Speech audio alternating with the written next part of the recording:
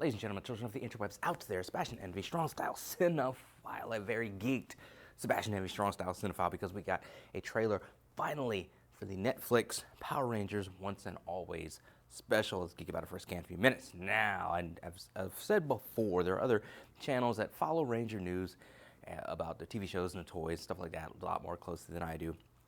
But I am a huge fan, a huge geek. I was there from the moment Mighty Morphin Power Rangers dropped back in the day.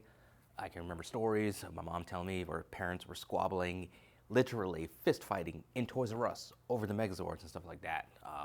I still have my OG Megazord. I have a bunch of other Megazords at my house, and I'm visiting vintage toy shops and other spots to try to, get them all. I'd like to get all the Megazords from all the seasons. It's gonna take some time, gonna take some money, but it's something I would really love to do. I've been to a few Power Ranger Power Morphicons, met plenty of actors. Some of them are amazing.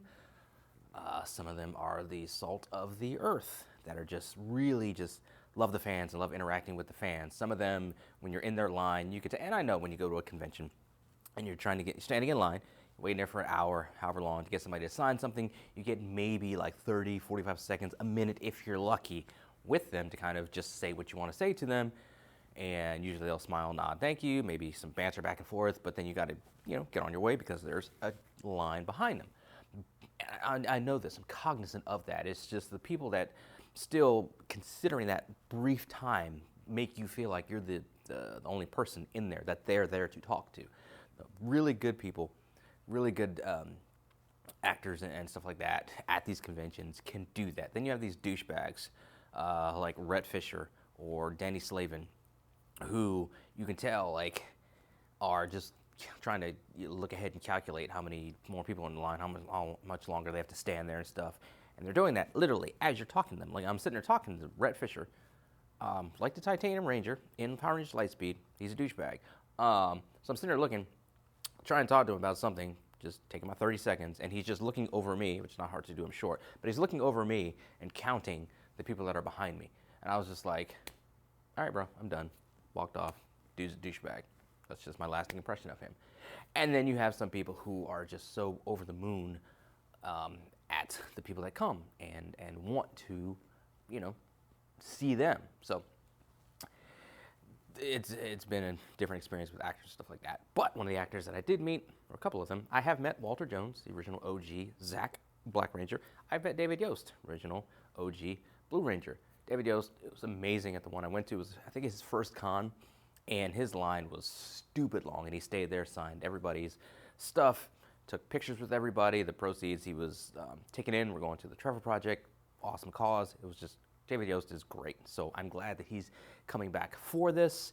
And like I said, finally got a trailer. We see what's going on. We see how they're going to deal with the fact that the original actor for Trini is no longer with us, sadly. And they're bringing in a character to play her daughter. In this climactic battle, we don't know the circumstances of the battle, how they got into it, but Rita, a robot Rita, comes back because remember, back in space, Andros shattered Zordon's tube, spread all his good energy over the world, and Rita and Zed were made good, basically. But of course, in the most recent season of Power Rangers, Zed, or a version of Zed, is back. And this is apparently a robot. Rita is back and has climactic battle with the Rangers, and Trini gets killed. So that brings her daughter into it. Yes, we have the death of a Ranger, the on-screen death of a Ranger. Those are some of the things we couldn't get before with the old way that the Power Rangers was done, I think. I think that the comics have really had an impact on kind of some of the things that they can do, the stories that they can tell, the chances that they can take when it comes to the Rangers. So going forth, if we get some more original seasons on Netflix, I'm really curious as to how things are going to go, how the material is going to be treated, and just what kind of stuff is going to happen. So Trini gets killed. Yellow Ranger, or her daughter, wants, some payback on her. And I imagine Billy and Zach, who are back, are going to say, hey, chill, we'll handle this. And then they go to Alpha enacts the Bandora protocols, which is funny because Bandora is Rita's name in Chorus Sentai Zeo Ranger, which of course Mighty Morphin Power Rangers is adapted from, so I like that little shout out there. If you know, you know. And then Rocky comes back, Cat comes back, and they're off to stop Rita, who's going back in time, some time travel shenanigans. And then we see Aisha and Adam, who are now part of some sort of Space Patrol Alpha thing, I think I read somebody saying. Of course, it would have been cool if we could have got Austin St. John back for it. I don't think he's in it. I think his problems popped up before then. We all know that Amy Jo Johnson was asked about it, and she was like, well, I didn't say no. And then, you know, it's basically her saying that they didn't offer her a big enough bag to come back and do it, which kind of sucks. But, I mean, we got David Yost, we got Walter, and we got Kat, and we got Rocky. So, you know, Steve Cardenas, and then Catherine Sutherland. I'll take them. I'm here for it. So, you know, it is what it is in the end.